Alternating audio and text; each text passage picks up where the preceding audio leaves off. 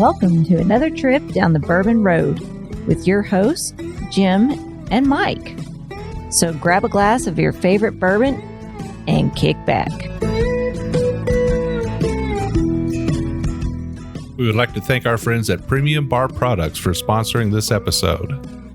If you're ready to step up your game at your home bar, check out PremiumBarProducts.com to choose from their wide selection of glassware, all of which can be custom engraved with your personal message or logo.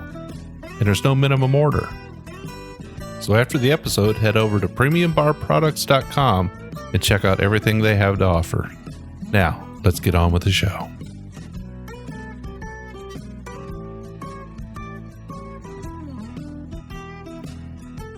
Hello, everybody. I'm Jim Shannon. And I'm Mike Hyatt. And this is the Bourbon Road. And today, Mike, we are reviewing a long-awaited whiskey, well-respected distillery. Yeah, so it's the distillery itself is the old E.H. Taylor distillery, right? Beautiful grounds, got that castle look to it, just super quaint. Got sunken gardens in there and stuff. A great place to walk around, take your wife, drink some cocktails. Got the creek right there flowing. Lovely place. And now it's owned by Castle and Key. So we've been waiting for this for a while. There's been whiskey come out of there already. There has. But this is their whiskey. So this is their Restoration Rye. That's right. So they have been in that distillery now a half a dozen years. Yeah. I mean, they bought it out of basically total disrepair and had 50 years of just falling apart. They went in and bought the distillery, which wasn't a distillery anymore, just a bunch of dilapidated buildings, and they restored it. Thus, Restoration Rye, right? Sure. So they restored the distillery. They started up quite a big operation there. Marianne Eves was their master distiller for quite some time. In fact, I'm pretty sure she was responsible for putting this in the barrel. Yep. And then they kind of spent a few years doing tours and waiting for their stocks to age and actually doing contract distilling for other distillers as well. Yeah, you can get Pinhook from there. There's a couple other big namers that come out of there. But Pinhook is the one that released first, right? Released first. It would have been the first whiskey out of there. But this is actually a super beautiful bottle they released it in. I kind of like that. It's different. It looks like an old architectural column, like with the Roman column kind of design, right? Yeah, I could see that. I was going to say Art Deco, out of the 30s, I guess, with that 2030 area. It's got this gold cap on it. Nice to have in your bar. Yeah, it's a beautiful bottle. A great story behind it. Long awaited for, I guess. You have a little story. You went to the store to get one, and you actually got the very last bottle, right? Yeah, I went over to Lexington Liquor Barn over there, and that was the last stuff they had. I had one in my basket, and the lady asked me if I was going to buy it, and I said, yeah, of course I'm going to buy it. I'm going to have this. And I was actually over there dropping off some of our barrel picks to some of our roadies, and I said, well, I might as well go in there while I'm waiting and see what they had. So I saw a bottle of that, and I knew we were going to get a bottle. So $39.99. Being a veteran, I get a discount there at Liquor Barn. We don't always like to shop there. We like to shop local, but heck, I was there. I seen it. Might as well buy it, right? Absolutely. Well, I'm looking at the bottle. I'm very impressed. Looking at the juice, I think it's a little lighter in color than I might have expected. Yeah, but it's a younger whiskey too. It's only 3 years old. Right. So this is a 3-year rye. And this is a rye with some corn content in it. Yeah, it's got 17% yellow corn, 63% rye, and 20% malted barley. This came out at 60 barrels, and it's 103 proof. Okay. So will they always hold it 103 proof on this product? No, each batch is going to be different, is what they said. They call it pods, I guess. So batch 2 is coming out. It's 57 barrels, and that's going to be 99 proof. So this was a 60-barrel batch. Yep. So I have 60 barrels. I guess we would expect to see around 12,000 bottles. Is that right? I don't remember how many cases that came out of that. So, Jim, they did a limited release on this. You could get it in Kentucky, Indiana, Tennessee, South Carolina, Texas, and Georgia. In Georgia. Georgia. We've got some listeners in Georgia. Well, hopefully we got listeners in all those states. I think we do. Those are some of our key states there. They are. We got a big following in Texas, obviously Indiana, Tennessee. Got a lot of boys down there in Tennessee. But these things flew off the shelf. I mean, they were gone within how long? They'd put that case out that morning, and I'm assuming that right before I got there, people were just grabbing them left and right. Also, they only had one case? No, not one case, but whatever that store allocated. All right. Well, let's check it out. Not as much of that rye pungent. Maybe that's because of the corn. Yeah, it's still got a little bit of an airy nose to it. Trying to draw some parallels between this and the Pinhook. This one's a little bit more caramel sweet, a little more baking spice sweet.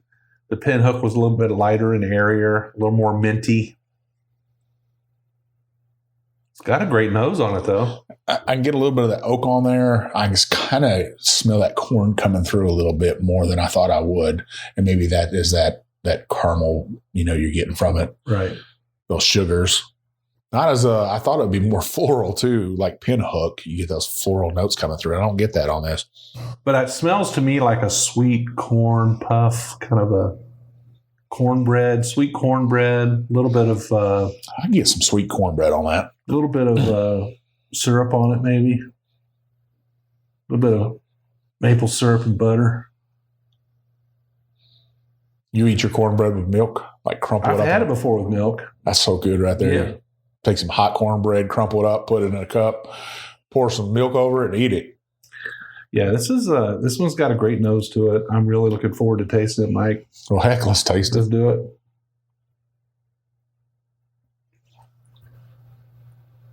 Oh, yeah. That's got a little bit of subtle darkness to it. There's a little bit of... some witchery in that. Yeah. That's quite shocking for what it is. I did not expect that out of it. I am absolutely surprised at how the palate just makes you immediately forget about the nose. It's really good. It's got like a honey spice to it, almost like Vivian a couple of days ago bought a jalapeno honey. Super good. And I could get a jalapeno sugary spiciness out of this, like that honey. Get a little bit of that out of there. Yeah, I go back to the nose, and the nose is kind of it's taking a back seat. The palate is very powerful on this rye. Powerful in a good way. I mean, it's bold and it's full. It's got a lot of flavors going on. I'm still getting that kind of that sweet cornbread though. That Jiffy cornbread. Jiffy, yeah. It's not the best quality stuff in the world, but it's sweet, right? Well, it'll do in a pinch. Still a little bit of spice there, leaning a little bit into the anise and the licorice, but just a hint. I'd say this is more in the cereal, cornbread, baking spice arena than it is in the minty, peppery arena of a rye. Wouldn't you agree? You're spot on with that. I think it's got some great character to it. I'm just so shocked at it because of the color. I wouldn't have thought that. And this is drinking a lot hotter than 103. Yeah. I will say this though, the finish is sticking around. Yeah, it definitely has it. It has like a bubble gum finish to it, like you're chewing a piece of good bubble gum, and it's just kind of there. That I'm trying to think of a bubble gum that sticks around for an expensive piece of bubble gum, because you buy a cheap piece and you chew the sugar out of it in about 3 seconds and it's done. But yeah, there was something we drank recently. It had that cornstarch covered bubble tape, and I don't remember. But this doesn't have that. It's just a different, that spice and minty spice to it is sitting on the back of my tongue, just calling for us to take another drink. It's got a little bit of Kentucky Hug, but that Kentucky Hug doesn't last with you. It's just that first sip as it goes down, and then it goes away. Yeah, which is nice. You don't want something that's going to burn you and keep burning you. Pour a little bit more, Mike. I'm starting to pick up a little bit of herbal and earthiness on it on the finish, and what came to mind is when you go to a steakhouse and you have a baked potato, you got all that big pile of butter on the baked potato, and at the end you got the baked potato skin. That skin, you get that earthy flavor from that skin. I'm getting a little bit of that on the back end here. I think it's a good note. It's kind of something I haven't really experienced before. I think it was pretty special. So there were only 13,200 bottles of this made out of that 60 barrels. So I guess 12,000. I wasn't too far off. Not too far off. I'm pretty glad that we got one bottle for ourselves. I saw some other guys bought cases of it. I don't feel like we should ever do that. We get plenty of whiskey. That just kind of robs it from another guy. And I bet you would see on this on the secondary in the near future, it'd probably be triple the price. Yeah. Yeah, it's a respectable whiskey. So Christmas being here, if you've gotten your hands on a few bottles of this, I would say give one away. Yeah. Make a gift. $39.99 is not a bad price for this at all.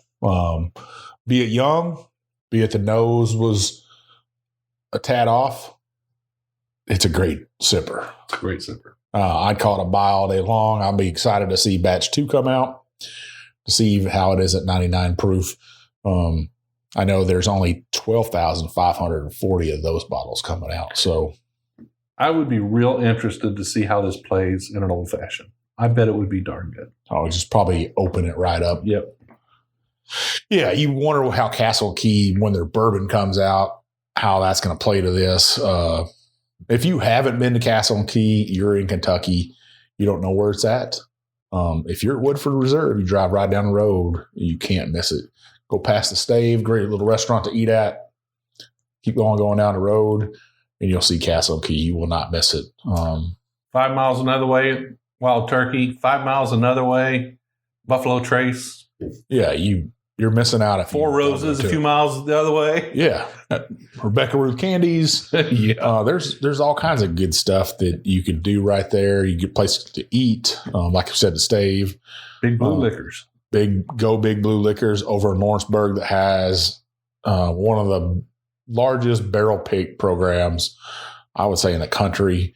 And now you got to warn people when they drive up there because they don't have the best entrance in the world of Big Blue Liquors. Yeah, you're not gonna believe. But once you get back in there, past the cash register, you'll be well rewarded for the entrance. Hopefully you can find one of these in here. Yeah. Yeah. All right, Mike. Well, big thumbs up for me on this one. I'll be looking for a bottle. You got yours. Sip on it, enjoy it, and hopefully we'll find another one laying around somewhere. Maybe we can send out a few samples one day, or at least share some when a roadie comes to town. Well, I was going to try to grab another one. A lady tried to chew my arm off for it. All right. Well, you can find us on all the social medias. You can find us on Instagram, Twitter, Facebook, and on YouTube at The Bourbon Road. We do put out 2 episodes a week. We do a short version like this every Monday. We put out a longer version every Wednesday. We also have a Facebook group, right, Mike? Yeah, the Bourbon Roadies. We're right at around 1,300 members right now. 3 easy questions you have to answer. Are you 21? Do you like bourbon? Do you like rye whiskey? And do you agree to play it nice? Because we don't tolerate what, Jim? We don't tolerate any rudeness. We got good people in there. They don't jump on each other. Everybody likes to review and talk about the whiskey they're drinking, and nobody wants somebody to jump down their throat saying they don't know what they're talking about. So yeah, if somebody buys a bottle of Jim Beam and they say that's their best whiskey ever, or that's their first whiskey, welcome to the whiskey world. Welcome to bourbon world. Help them along if they want to buy their stuff, but don't knock somebody down for what they're drinking. Somebody might have been drinking that's all their life, and that's all they can afford. I'm great with that. I walk into liquor stores and I see guys reach for the bottom shelf stuff every time. That's what they're buying. They're supporting local community here by buying that stuff, not only to distillers, but they're also farmers out there that are making these grains and stuff. Absolutely. So they're supporting us because, that's kind of how we do this podcast. So we really appreciate that. We sure do. We also have a website called thebourbonroad.com, and on that website, you will find our podcasts. You also find our blogs. We write articles. Mike writes articles. We've also just opened up reviews, and Adam's going to start helping us put some reviews up on the website. We've also just launched our store on there with our Glencairns being offered a little bit differently than they were before. And we're also introducing a new T-shirt, right? Yeah, we got the Bourbon Bullshitter T-shirt. That just means if Jim said it right on the website, you just two guys like us or gals like us that enjoy drinking whiskey. You don't consider yourself an expert. Just two dudes sit down, talk about the whiskey. We're not pretentious about it. We're just giving our tasting notes. We don't have a whiskey wheel in front of us or anything like that. We just tell it like it is. And we want all of our listeners to tell it like it is. So go in there, veteran owned and operated. This podcast is, that website is, that money gets me and Jim out on the road, pays for that gas to get those trucks down the road. So we go to the distilleries. We thank you for your business. Absolutely. Well, we do want to hear from you, what you'd like to see on the show. If you've got a particular guest you'd like to hear come on, or a particular whiskey you'd like to see reviewed, let us know. The best way to reach out to us is on Instagram. You can find me at jshannon63. I'm One Big Chief. And we will see you down the Bourbon Road.